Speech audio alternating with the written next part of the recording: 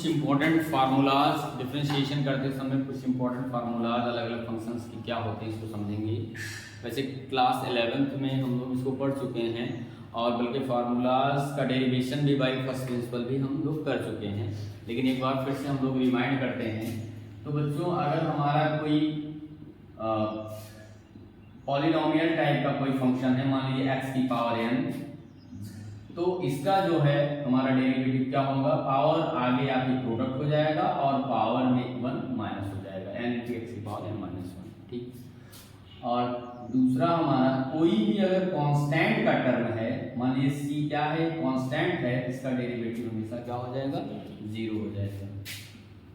और हमारा trigonometric function हम लोग देखते हैं, जैसे साइन एक्स का फॉर्मूला हमारा क्या हो जाएगा, साइन एक्स का डेरिवेटिव क्या हो जाएगा, कॉस एक्स। और d by d x cos x का फॉर्मूला माइनस साइन एक्स होगा। और टेन एक्स का फॉर्मूला होता है हमारा सेक स्क्वायर एक्स। और d by d x cosec x का क्या होगा हमारा, minus cosec x cot x. और d by d x sec x का होगा हमारा sec x tan x into product में टेन एक्स। और कॉट एक्स का माइनस कॉसेक स्क्वायर एक्स। तो इस तरह से ट्रिग्नोमेट्रिक फंक्शंस की डिफरेंशियल जो कोफिशिएंट मतलब उनका डेरिवेटिव का फार्मूला क्या है ये जाने हम। तो यहाँ एक आप ट्रिक भी समझ सकते हैं कि जिन फंक्शंस ट्रिग्नोमेट्रिक फंक्शन में जिन फंक्शंस का उच्चारण का से हो रहा, का से, उनके डेरिवेटिव के पहले माइनस साइन आता है। जैसे कॉस, कॉसेक और कॉट, तीनों का उच्चारण प्रोनाउंसिएशन का से हो रहा है, इसके पहले माइनस माइनस और माइनस आता है। एक आप अपने मन में एक ट्रिक बना सकते हैं कि जिन भी ट्रिग्नोमेट्रिक फंक्शंस का उच्चारण का से होता है उनके पहले माइनस साइन आ जाता है। तो इसी तरह से बच्चों अब हम लोग अनदर फंक्शन लेते हैं, लॉग फंक्शन मान लीजिए हम लोग लेते हैं D by d x log x. यहाँ पर बच्चों ये कैसा लॉग है, ये नेचुरल लॉग है। नेचुरल लॉग का मतलब इसका बेस क्या है, ई है, तो इसका हो जाता है 1/x। और डी बाई डी एक्स ए की पावर एक्स, ठीक है, एक्सपोनेंट फंक्शन।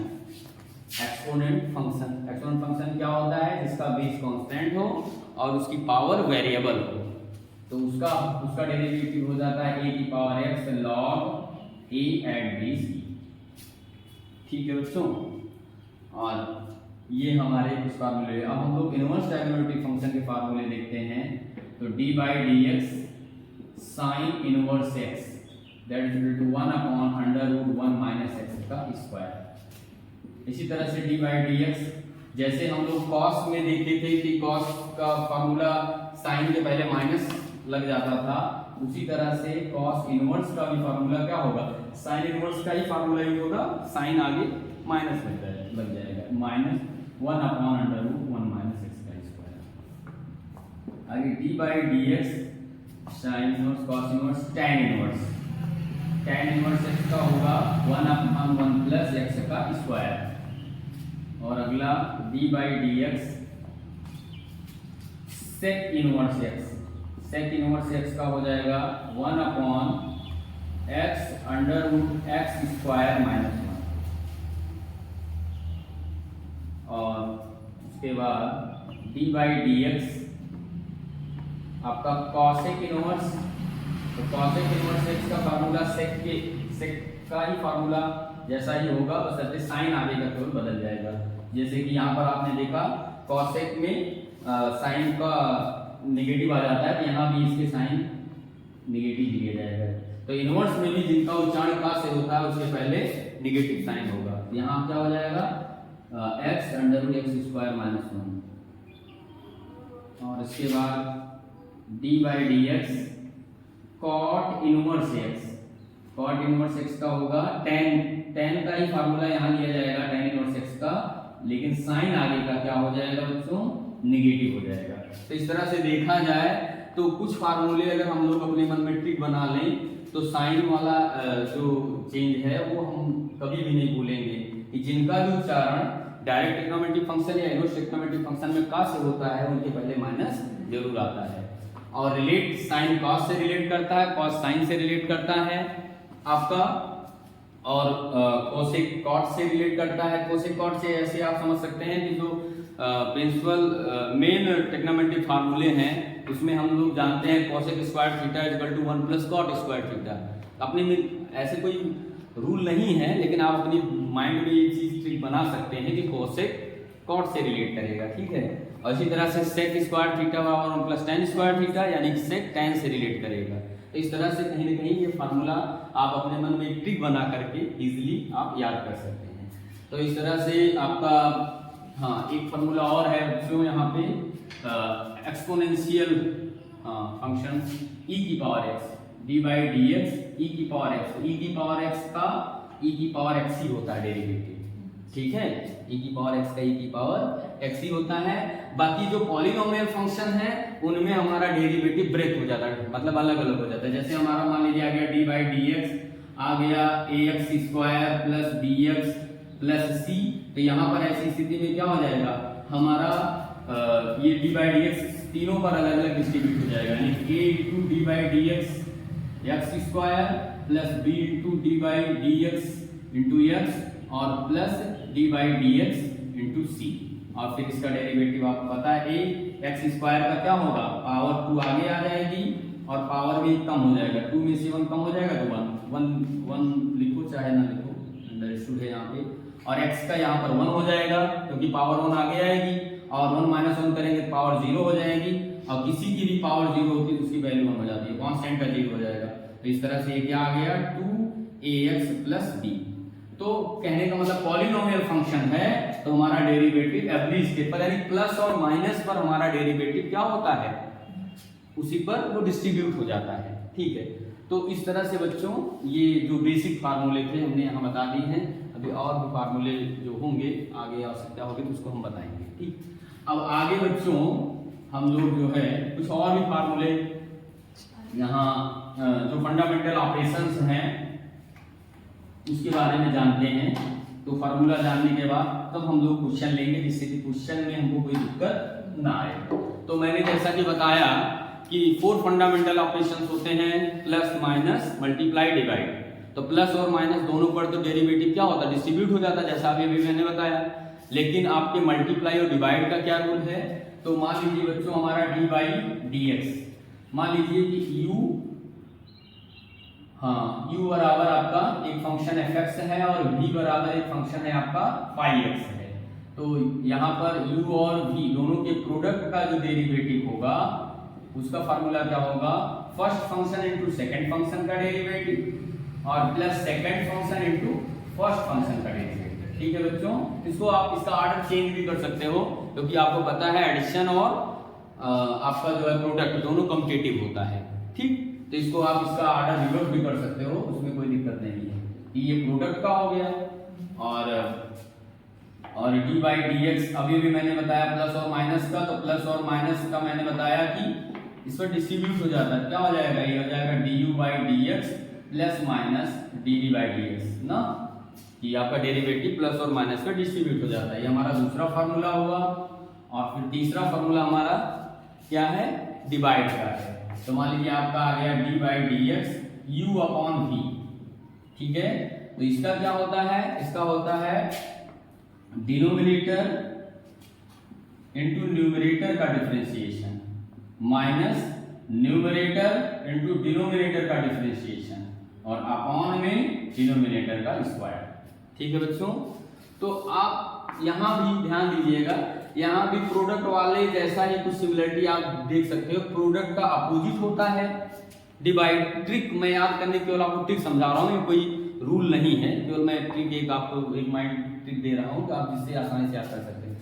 प्रोडक्ट में अगर प्लस हुआ तो डिवाइड में माइनस होना है क्योंकि उसका अपोजिट है। इसमें फर्स्ट इंटू सेकंड होता है, तो इसमें भी हम किसको प्रायोरिटी देंगे, हम न्यूमरेटर को प्रायोरिटी देंगे। तो पहले न्यूमरेटर का डिफरेंशिएशन करेंगे और उसके साथ डिनोमिनेटर का यानी हर का गुणा कर लेंगे। हर इंटू अंश का अवकलन बोल सकते हैं हिंदी में, और माइनस अब इसी के ऑर्डर को रिवर्स कर दो, इसी के ऑर्डर को रिवर्स कर दो, हर इंटू अंश का अवकलन माइनस अंश इंटू हर का अवकलन। लेकिन अपान में यहाँ ये चीज नहीं है, यहाँ अपान में एक नया पार्ट जुड़ जाता है, डिनोमिनेटर का स्क्वायर हो जाता है।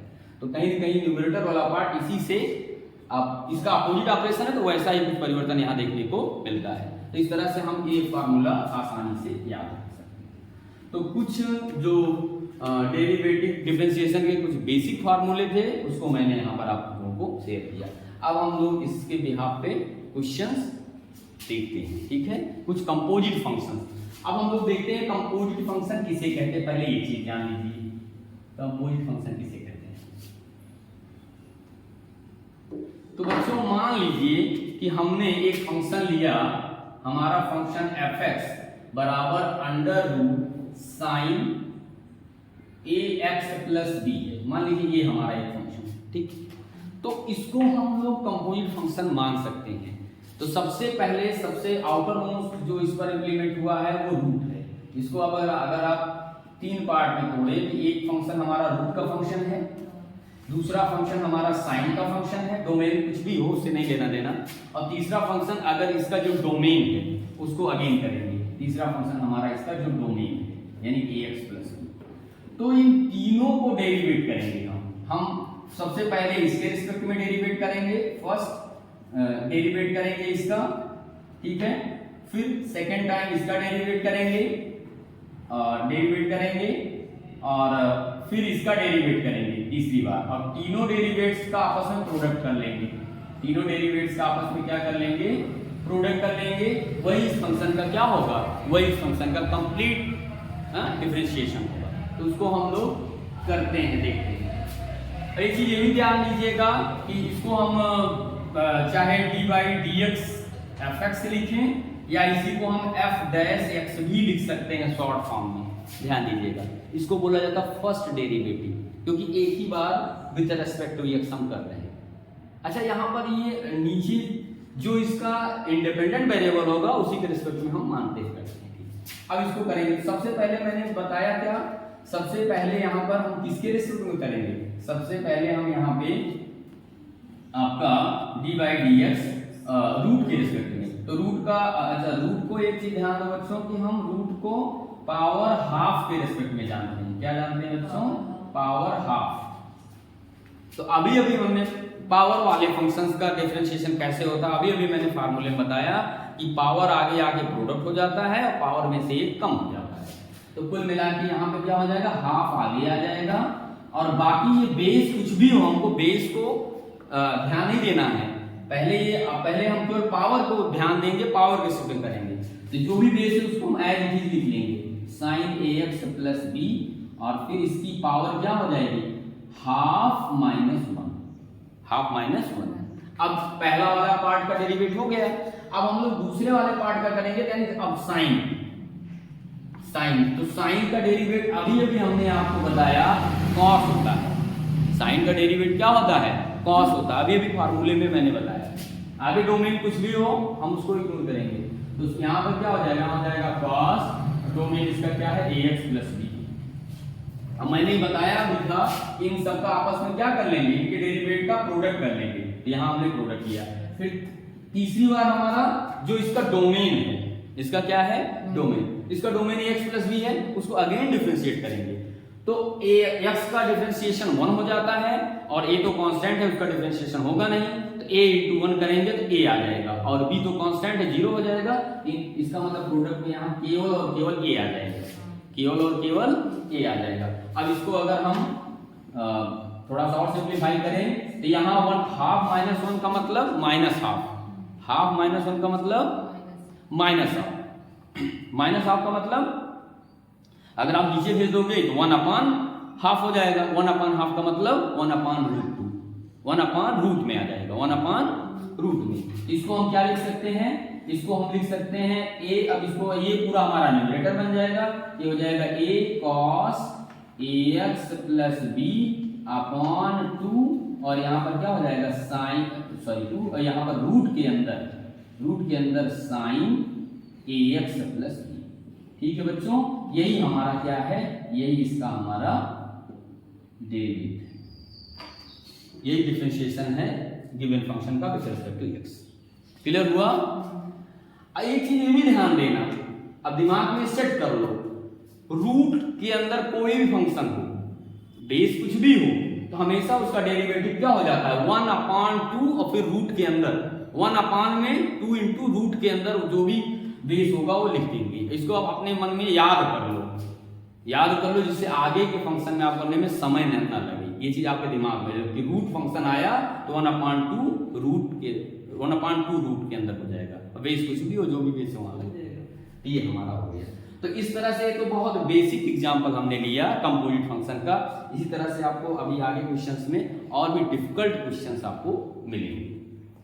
तो उम्मीद करते हैं कि कंपोजिट फंक्शंस के क्वेश्चंस कैसे हैंडल किए जाएं और उसका डिफरेंशिएशन कैसे हो, आपको समझ में आया हो।